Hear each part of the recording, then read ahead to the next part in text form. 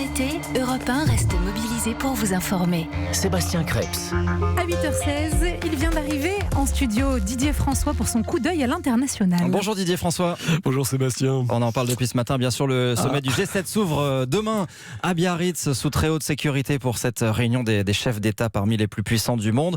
Mais des chefs d'État qui voient depuis des années leur domination bien très sérieusement remise en cause par l'émergence de nouveaux acteurs Oui, à internationaux. commencer par les 4 puissances effectivement émergentes qu'on appelle les BRIC.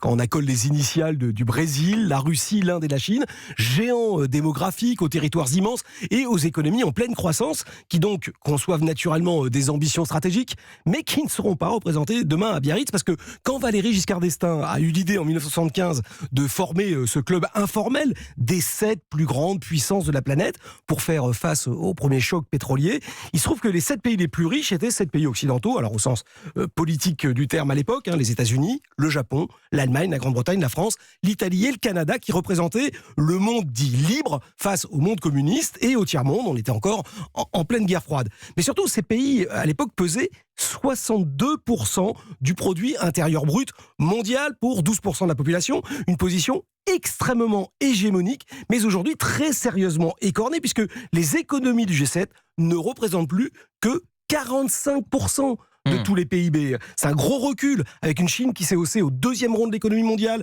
l'Inde au 7e, juste derrière la France, le Brésil au 9e rang, derrière l'Italie, mais devant le Canada, qui est lui-même talonné par la Russie et la Corée du Sud. Les rapports de force, vous le voyez, sont profondément modifiés. Et d'où cette volonté affirmée par Emmanuel Macron de faire évoluer le format de ce G7. Absolument. Alors c'est d'autant plus indispensable que le seul ciment du G7 dans sa forme actuelle, ce sont ses valeurs a priori communes aux démocraties libérales qu'il compose. Or, on voit bien que là aussi, l'effritement est à l'œuvre avec la montée des populismes. Un Donald Trump parfois difficile à suivre, un Boris Johnson empêtré dans le Brexit, un Giuseppe Conte démissionnaire en Italie, Justin Trudeau très affaibli au Canada et Angela Merkel en fin de parcours. Franchement, le contexte est loin d'être facile pour un Emmanuel Macron qui, à la veille du sommet, a défini cet affaiblissement durable de l'hégémonie occidentale comme, je le cite, une crise profonde des démocraties, à la fois en représentativité et en efficacité.